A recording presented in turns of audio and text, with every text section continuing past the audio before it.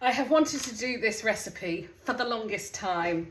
One of the highlights of my year this year was the road trip that I did by myself going around America. I met up in New Mexico with Ron and Rob. Ron I met through Instagram, through these squares. We'd never met before, and as I got off the train, I remember thinking, oh my God, am I completely mad? Turns out they were darling sweethearts, and I spent 2 wonderful weeks with them. Both of them actually hail from Texas, but live in New Mexico. To cut a very long story short, I could go on about it for ages. One of Ron's favourite comfort foods was something called chicken fried steak. Now, when I heard this, I just thought, why would you take a beautiful steak and fry it? I also didn't understand what the chicken part was. It's basically, you take a steak and you then prepare it as though you were preparing fried chicken. So in this case, it's going to be marinated, or not marinated, but just dipped into milk or buttermilk, and then sprinkled with a corn flour mixture exactly the same that you would use for chicken, fried very quickly, and then it's served with, they call it a gravy. It's not gravy like we know. It's actually, because it's white, it's a roux. It's quite the roux in Louisiana and Texas are generally made with oil rather than butter. So that is going to be the one thing that I change with my recipe, is I want to try and get some flavour into this white sauce. So I'm going to use butter to make my white sauce, or gravy, let's call it by its real name, and I'll be serving it with mash and beans. To start with, I've got some really beautiful sirloin. I'm going to bash it. I'll show you how I bash it. I've cut all the fat off because you're only cooking them for a couple of minutes on each side. There's no opportunity here to render the fat, but I can't bear waste. So the fat that I've cut off, I've put in my teeny tiny saucepan, and I am just going to leave it on a low light to render the fat out, and I can use that as dripping. So here we go. I've been on a mission for a long time to try and stop the use of cling film. Most things now, you don't need to use it. You can get silicone lids, you can get wax paper, and to bash this out, I'm using baking paper. So we're tenderising the steak. I want to make it,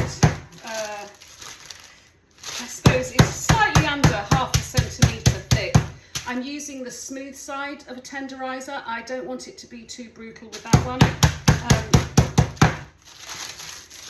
Just going to give it a few more bashes. So tenderise between 2 pieces of baking paper. That's one done. I'll just show you the thickness. You can see that's the thickness. And now do the rest of your steaks.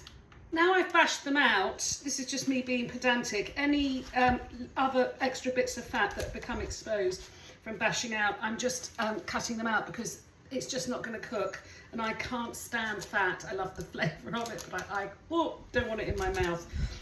In terms of what steaks you can use, in America they use something called round steak, and I'm not sure what that is. You can use, Tom Kerridge I know has got a recipe and he uses fillet steak. I can't bring myself to use fillet steak, so I've gone for a sirloin steak. You could use minute steaks and just reduce the cooking time by even more. These steaks, once bashed, you can see quite big, so I'm going to cut them in half. It's just going to make it easier to cook. So each serving will have 2 pieces. Trust me when I say this, when you've had, and I know Ron would agree, if you eat chicken fried steak, you will need to go for a lie down in a quiet room afterwards. I'm going to pour some milk into a dish. It's about 1/2 centimetre. I'm going to season the milk with some salt and pepper.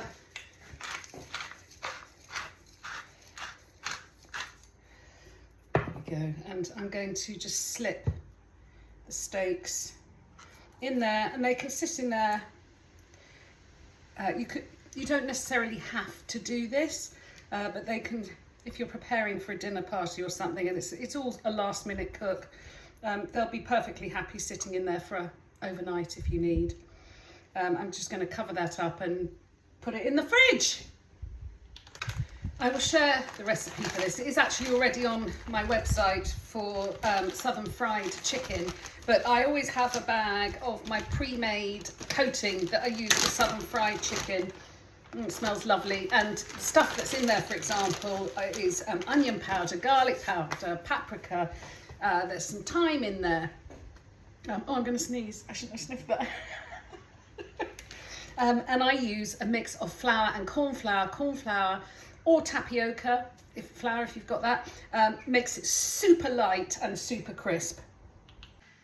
Just thought I'd share a top tip for removing herbs when they're on a stick, is using a grater, put the herb through, pull from the other side over a plate, and the leaves will be, stripped. So I'm putting it through the hole, I'm turning it round, and I'm pulling it through. There we go. Great, apart from just one bit there.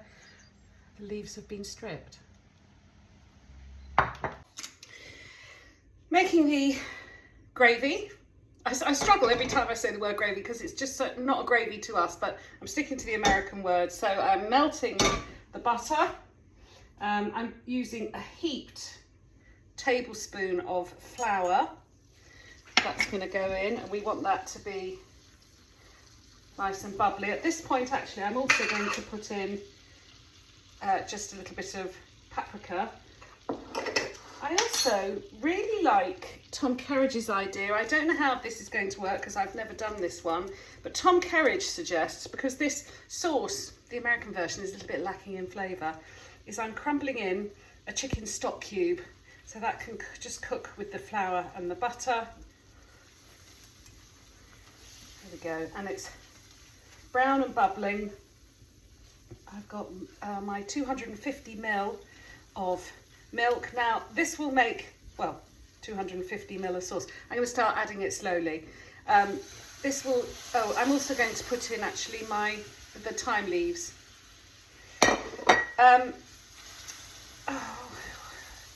Yes, so I like to make plenty of sauce. There'll probably be too much sauce here for 2 people, but if it's me, I always make too much potatoes, so I will be able to have it the next day with my potatoes.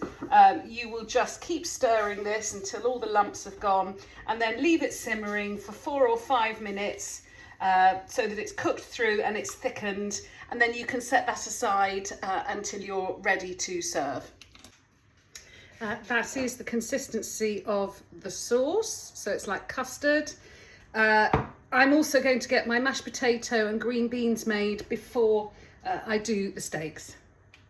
So I want to share as much as I can with you from what I've heard from Americans who make this dish. If I'd had schmaltz, a lot of you know I cook a lot with schmaltz, so if I've made a chicken, I keep the chicken fat. I would have used schmaltz as my roux base with the flour. Ron tells me that his grandmother used to use leftover bacon cooking fat, bacon cooking fat. Whenever they made breakfast bacon, she would always have, hang on a minute, she would have a pot left over on the side with all of their leftover bacon fat and use that to cook everything with. You could use lard. Be creative, but find a way to put flavour in the sauce. While I'm waiting for the oil to heat up, these are the steaks that have been sitting in the milk all day. I'm just going to pop these in the coating. Lovely. Make sure they're completely covered, and I will just leave these to the side ready to fry. And there's the last one going in. This is so lovely. Make sure it's all really evenly coated. So the bits that haven't got flour on are getting to the end. Oh. over it. Okay, I'm using my laser.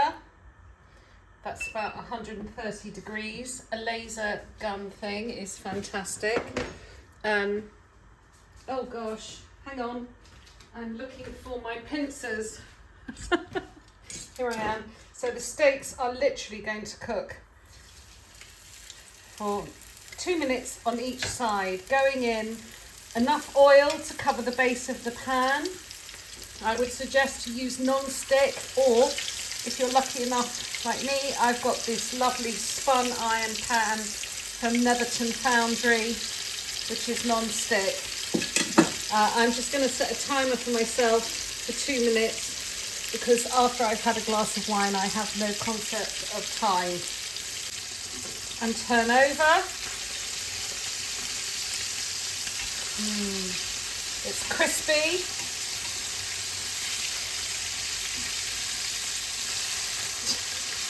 I'm so excited to make chicken fried steak. Setting it for another 2 minutes. Oh, I'll turn it off. Turning it off. So quirky little things that are just me.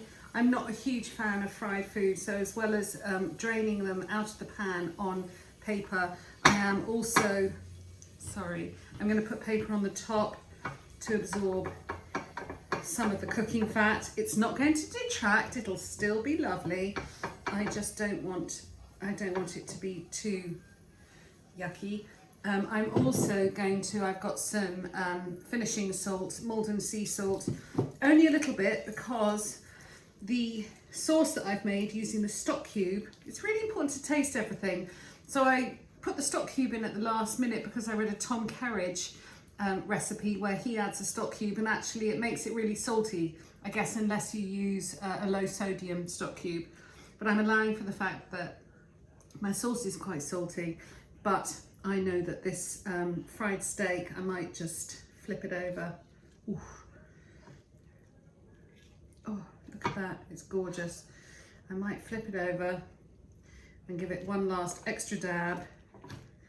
Oops, sorry. That wasn't meant to happen. And a little bit more sugar. It's not sugar either. I can't re-record this either because this is a one-off. So that was salt. I'm now going to plate it up. So now I'm plating it up. We've got 2 pieces of steak on there. Mashed potatoes. Taters. This one's for Nick, so we're going to put extra taters on. In Texas, Louisiana, I'm trying to think of the other southern states, they would use green beans, but we have at the moment some beautiful runner beans that are seasonal.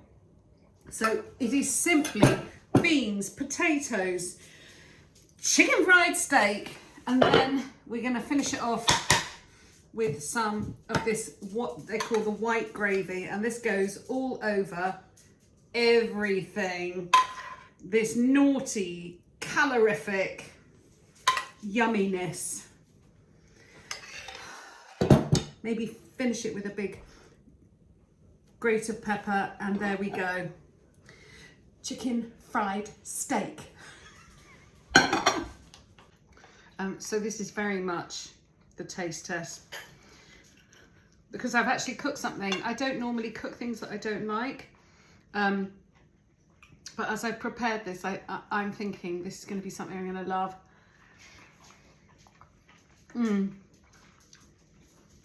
Oh, it does feel really naughty.